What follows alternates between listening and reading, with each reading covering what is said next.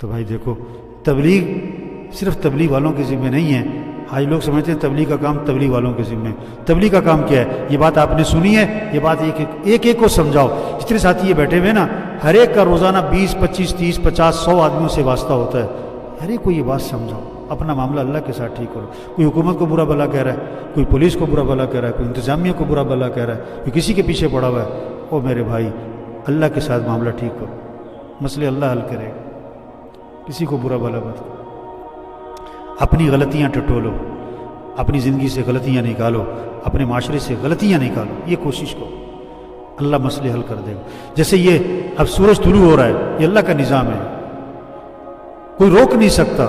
اسی طرح حالات کا بنانا اللہ کا نظام ہے. اللہ حالات بنائے گا. ملک کے حالات اللہ سنوارے گا، کاروباری حالات اللہ سنوارے گا، آپ کے گھریلو حالات اللہ بنائے گا.